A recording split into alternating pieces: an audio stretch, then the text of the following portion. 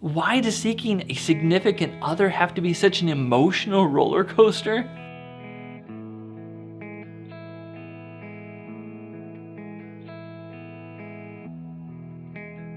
I was nearly 32 years old before I got married, and I rode this emotional roller coaster looking for a wife.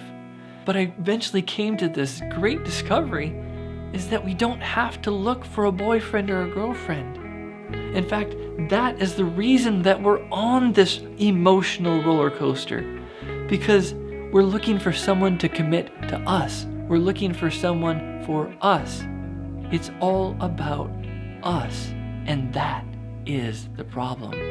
Matthew 5:46 says, if you love those who love you, what reward will you get? You see, God isn't calling us to love people so that they will love us back. No, He's actually calling us to love them whether or not they love us at all. And see, this is the key. This is the way off of this emotional roller coaster ride. See, we go up this ride hoping and longing that someone's going to love us, somebody is going to care about us, that somebody's going to want to marry us or be our boyfriend or girlfriend, and we go up and we're all excited about this relationship, and then all of a sudden those hopes start getting dashed when we realize that they don't feel the same way that we do, and they don't want to be around us even. But we don't have to ride this roller coaster. The way off of this emotional roller coaster ride is to simply love people and not to care about whether or not we get something in return from them. And it keeps us from going up this ride, hoping that they're going to become a boyfriend or a girlfriend or a spouse someday. No, that's not where we're going in the relationship. The purpose of the relationship simply becomes, how can I bless them and draw them to be closer to Jesus? When this becomes the focus of every relationship, whether it's a male or female, all of a sudden we can't be disappointed, because all of our pursuits never have to do with something about us. And so if they don't choose to marry us, choose to be a boyfriend or a girlfriend or something like that, it doesn't matter, because that wasn't why we were loving them. Let's talk about what love really is.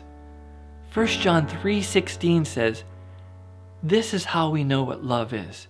Jesus Christ laid down His life for us, and we ought to lay down our lives for our brothers and sisters. When it says that Jesus laid down His life for us, it doesn't mean that He just died on a cross. The word for life there actually means His soul. It's His very being. He didn't just die on a cross for us to show us that He loved us. He actually laid down His life every day that He was alive. He didn't seek His own when His disciples were bothering Him, when the crowds were crowding around Him. This is how Jesus laid down His life for us. He laid down His very being, His soul, and that is also what He's calling us to do. This is what love really is. It's not, I have feelings for somebody. It's not, I want to be married to someone. No, it's, I'm going to lay down my soul for them.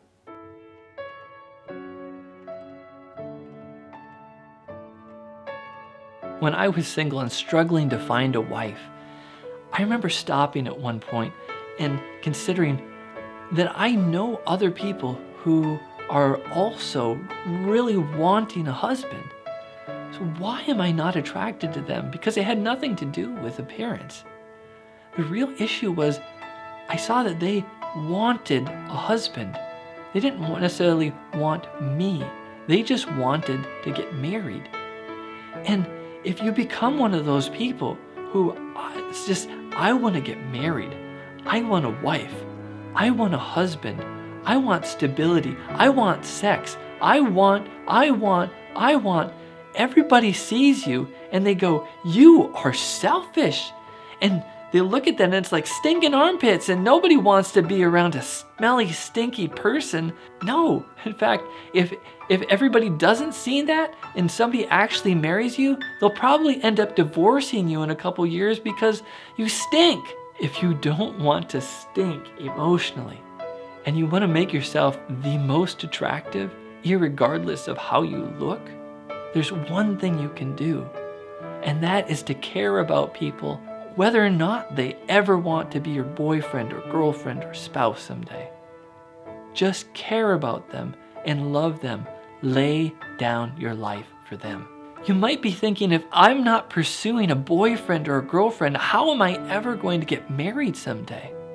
Well, what happened with me is when I stopped pursuing these relationships and I just started loving women and caring about them in a real, genuine way, not expecting anything in return from them, God brought a woman along to me who cared and loved me, and we ended up getting married. And you know what? What makes marriage awesome is when two people can live together, laying down their lives for each other, not expecting to get anything in return from each other. This is what marriage was meant to be. I don't know if you will ever find a companion or a spouse, but one thing I can tell you is that you don't have to ride this emotional roller coaster ride. God has called us to lay down our life for people without ever expecting to get something in response. And by obeying Him, you will never be disappointed in your relationships again.